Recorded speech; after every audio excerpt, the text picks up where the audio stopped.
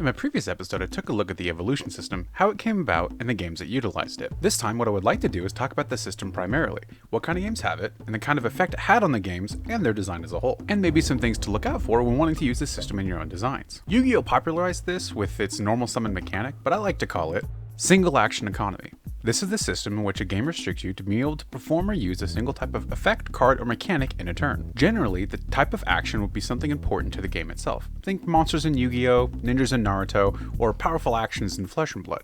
A common factor between games that use this system is the lack of a separate individual resource system, like lands from Magic, energy from Pokemon, action points from Varia, etc. Instead of clogging up the types of cards you run with effective blanks, you can instead make all of your cards matter towards game state progression, without being bogged down by slow resource ramping. The core idea behind the single action economy is that you are heavily restricted on a specific action or two during your individual turn. This inherently creates a safety valve on the maximum amount of crazy stuff you can do in a turn, which is the appeal of the system. If you tell the player, hey, you can only do this thing once, then you may not have to worry too much about the power level or balance of the cards, if they only get to use one or two of them in a turn. This can also help with controlling the pace of a game. If a player can only do one specific action, then their turns can only be so long in both actions performed and time. Let's use Yu-Gi-Oh as a launching off point. Its single action economy is the system that restricts you to being able to only normal, set, or tribute summon a single monster card from your hand in a turn. In Yu-Gi-Oh, the game is primarily won or lost based on the creatures you summon, so limiting the player per turn puts an importance on the type of card. And as you build up these monster cards, if they are stronger than what the opponent can play, you're likely going to win. At least in the initial combat, Yu-Gi-Oh has mutated into a strange game nowadays where you really aren't limited to your normal summon, and it's gotten faster. In something like the Naruto card game, you're allowed a single ninja in a turn so long as the requirement of the ninja is met. Generally, the turn counter has to match the cost of the ninja that you want to play, which acts as almost the same as a Yu-Gi-Oh normal summon. In this case, you don't have the option of doing a tribute, and you don't really have a level requirement, plus having a ninja in play also lets you access special different types of cards, which makes them pretty important compared to creatures in Yu-Gi-Oh! For Flesh and Blood, all cards, except instants and reactions, require the use of an action point, and when you play a card, you spend that point, so potentially you can only play a single card in a turn. This might be the most strict version of the system, however, they speed ran the single action economy system by coming up with a mechanic called Go Again. You can go again and play another card, so lots of aggressive decks will play a lot of Go Again to make sure you can play as many things as possible in a turn. In another game called Ashes Were Born, you're given two types of actions, a main action and a side action, and these are used as costs for different types of cards, or even for initiating combat, but only one of each per turn. However, in this game, your turn is broken up into smaller rounds, going back and forth between player until both of you pass a full turn, exchanging using your main and side actions until both players are done completely with the full turn. So mechanically, what this system does is create a sort of weight scale you have to balance. As each player does their single action, you can picture it like you're adding a weight to the scale, and as the other player responds to it, it levels out. Sometimes a card or an action could remove a weight from the other player's side, starting to tip the scale in the favor of that player. And in some systems, if you have an action that can remove a weight completely from the opponent's side, you can almost consider it as undoing their turn. As cards and mechanics are created and designed, they have to account for the fact that you only get one of them per turn in a normal environment.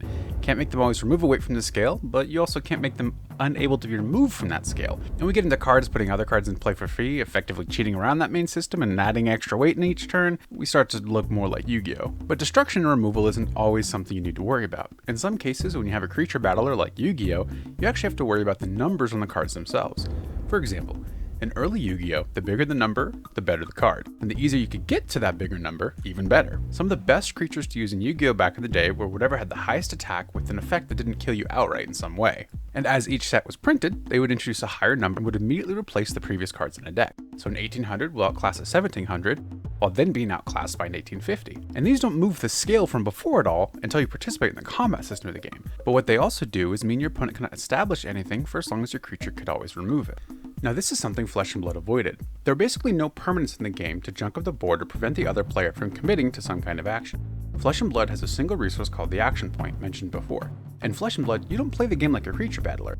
Instead, you're trading raw numbers from attacking and blocking cards. So instead of the 1700 being worse than the 1800, something typically needs to block 3 attack and deal more than 3 attack to be good. Each player can use an action point to throw out an attack during their turn, and then the other player can use cards in their hand to block damage from those attacks without using any kind of points. You can force the other player to use up their cards before they can proactively use them, making them block with the cards that they would want to attack with. But Flesh and Blood doesn't operate on that same scale as before in a traditional sense. In that game, it's about stringing together the best turns or setting up a super long-term game plan. Tempo is the game plan for Flesh and Blood, rather than establishing weights on the scale. So what's the downside to this system? It all seems well and good, and you don't have to run resources in your main deck. No dead draws, cards can be impactful, and it doesn't seem like it could be too self-limiting to go crazy out of control. Well, in theory, it is all of those things, but eventually you hit a ceiling of how much a card can do in the scope of your current design. Got a creature battler? Well, the bigger number, the better the card. If you can spend a single point and deal with everything in the game, while setting up a weight on the scale, then that's some pretty massive advantage. And this kind of applies to most games where the win condition involves some amount of number going up or down. Cards start doing more, or the ability to answer those cards becomes overly generic. So without the restriction of having to progress along a track of resources or any kind of ramping, as soon as the card design allows for cheating, in this context it would be playing multiple cards that are limited to normally being in a single turn, you've opened the Pandora's box. And without banning or restricting, you can't close it. Without having the resource cards to reduce the quality of the cards in your hand, i.e. all cards in your hand can be used in a proactive manner, the pace of the game becomes much quicker and more lethal. Many games fall into this rapidly accelerating arms race to varying degrees.